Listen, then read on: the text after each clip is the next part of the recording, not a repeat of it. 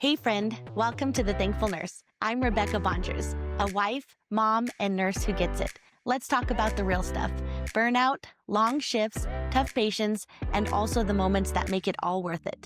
Together, we'll explore how to stay strong, stay kind, and stay thankful even on the hardest days. Hi, and welcome back to today's podcast.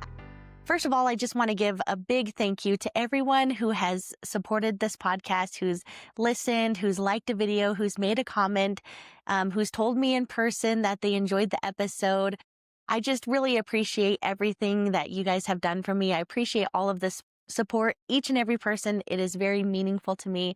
And I just want to take this time to express my gratitude to you and say thank you so much for taking time out of your busy schedule, out of your busy, hectic work week, or whatever you're going through, and just taking a few minutes to tune into my podcast. I really appreciate every single download, every single view, every single comment. All of those things are very special and important to me. So thank you very much. I hope that you had a very happy Thanksgiving and you found so many things that you have in your life to be grateful for.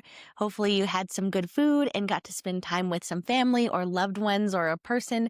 Just enjoyed a good day. If you were working, I hope that you had a great potluck and not too busy of a workload. And I hope that you enjoyed your Thanksgiving. I was off on Thanksgiving, which was wonderful. I got to spend time with my husband's family this year. I was fine Wednesday night before Thanksgiving. I woke up Thanksgiving morning and was nauseated and had a headache and ended up vomiting morning, afternoon, and evening of Thanksgiving Day. And so my Thanksgiving meal consisted of 2 slices of cinnamon sugar toast, some crackers, and some Gatorade. And then, strangely enough, I woke up Friday morning feeling totally fine. And so I was able to have some leftover food and made a few things fresh the next day. So I also enjoyed a good Thanksgiving meal. I'm incredibly thankful that it only lasted one day and that no one else in my family was sick. But if you were also sick on Thanksgiving Day, just know you were not alone, and I'm sorry that you went through that. So speaking of Thanksgiving, speaking of holiday time and Christmas coming up and the New Year coming up, it's typically a wonderful, like there's a song, it's the most wonderful time of the year. There's usually gatherings and parties and family time. Kids are out of school for a while. Some people are off of work. It's typically a good time of the year, but I also wanted to do this podcast today because I want to share that sometimes the holidays are rough. Sometimes they are very draining. Sometimes they are very difficult and stressful, and having that extra time. I specifically want to talk about having a void in your heart, in your family, in your life that gets emphasized during the holiday time, when you have lost someone that you love and someone that was special to you or close to you. This is a trigger alert. I'm going to do my best not to cry or be super emotional because I feel like I have some things that I want to say on this topic. And I feel like most of you listening can relate to this. Most of us have experienced loss and grief in our life. And so, as amazing as the holidays can be, and I'm talking about being the thankful nurse, today's episode, I want to highlight being thankful for those that we had the privilege and the opportunity to love and to share however amount of time with while they were alive on this earth. So I'm going to say, I just want to start with a disclaimer that grief is a very complicated thing, and I'm not here to judge. I'm not here to say what is the right way to grieve and what isn't, and that, you should be fairy tale, like everything's perfect. I am not here to say that. I'm here to point out that it can be rough, it can be hard, and to show people that you're not alone in the grief and the emotions that you feel, and to also validate that it's important that you still enjoy this time and that you are able to look at those that you loved and those memories and those experiences and appreciate them and savor them, and also continue to go forward in your life. And so in this episode, I just want to say, if you're grieving, whatever phase of grief you're in, I just want to tell you that you're not alone and that you are loved and that It's going to be okay. One of the best things about gratitude and being thankful is that gratitude expands your life. If you think about people that you have met that are quite miserable and just kind of grouchy all the time and just kind of not enjoying life, not happy to be alive, seems like they take pleasure in making other people miserable and suffer with them in the healthcare field. Very often we do encounter people that are in this cycle or whatever you want to call it, where they are very miserable, very unhappy, chronic health conditions.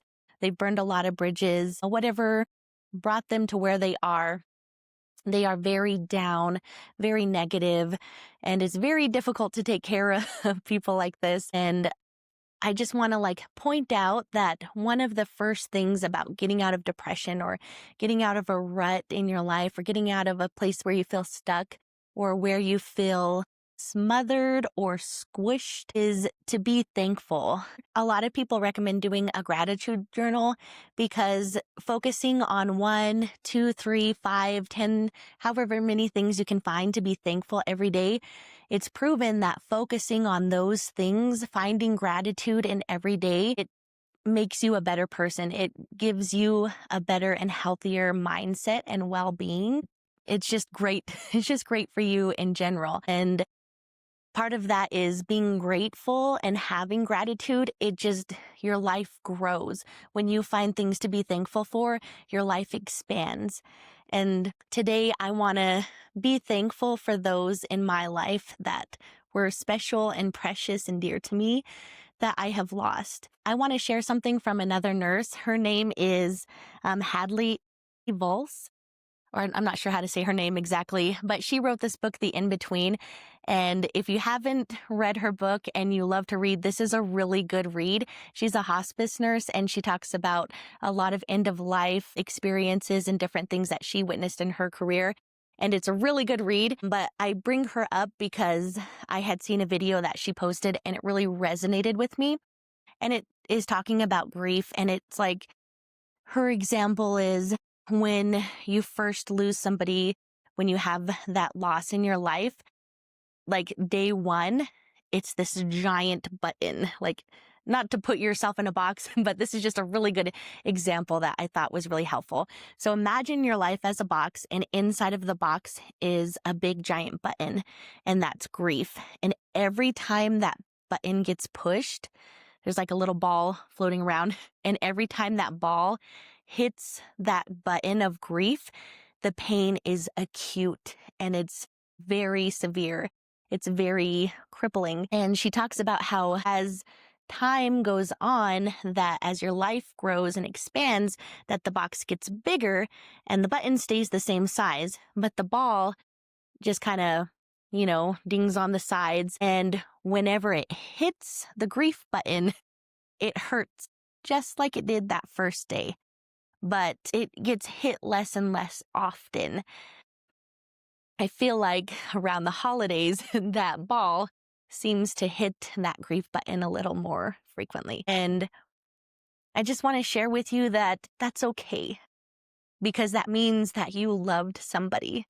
What a beautiful blessing it is in this life to love somebody. What a beautiful blessing it is to be able, it hurts so deep because you loved so deep. And this holiday season, I kind of felt a little bit of gloominess coming over me. And it's because every milestone, especially for my kids, my husband lost his mother a couple of years ago.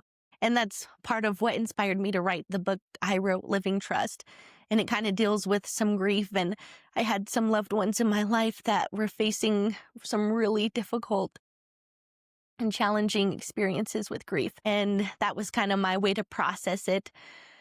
But especially for my husband, he lost his father. And then in less than a year, he lost his mother. And every time the kids do something, a milestone, a birthday, lost all their baby teeth, learned how to do this. And when they're not here to experience that with us or to get a phone call and let them know what happened, you feel that same loss every time, And that's just been happening a lot. It happens all the time. That grief button, it does get hit quite often. But the whole point of this episode, this podcast, is just to validate you, is just to hopefully provide some form of comfort in your time of grief. Another thing is, like, from a young age, I had lost someone very special to me, my uncle, who was one of a kind, and he was amazing, and he would play with us, and he would go on family trips with us. And we lost him in my early teens. And, that was, I still feel that loss to this day. People ask me, like, how I'm so happy all the time and how I'm so thankful all the time. That's part of why I ran with the title, The Thankful Nurse. I like to think of myself that way, and I've had people comment that to me, over the years of my life. And I feel like part of why I can be so grateful is because I had somebody, my uncle, who was so precious to me and played such a strong role in my life and my family, that he believed in me and he loved me. He's one of the people that believed in me the most. And I have a song that I had dedicated to him. And every time I hear it, I imagine that he's telling me those words. And it helps me to be thankful, and it helps me to live the best life that I can, because I want to make him proud. Because he believed in me, and so that gives me courage to believe in myself. Of course, I am so happy and so thankful and joyful because of what God has done for me in every phase of my life, in the grief, in the struggles, in the amazing times, in all of it, all of life. He's been there for me, and I've seen his hand in my life, and I am so thankful for that. And I pray that that's what people see when they ask me why I'm so happy, or they ask me how I can be, thankful. It's because of God and what he's done for me. I realize that life is frail, life is fragile. Our days are numbered, and we're not guaranteed tomorrow. And especially in nursing, we see that all the time. I've seen that a bit in the emergency room, but I actually saw that a lot on med-surg. We had a lot of people that didn't want to pass at home, and so the family would bring them end of life to pass in the hospital.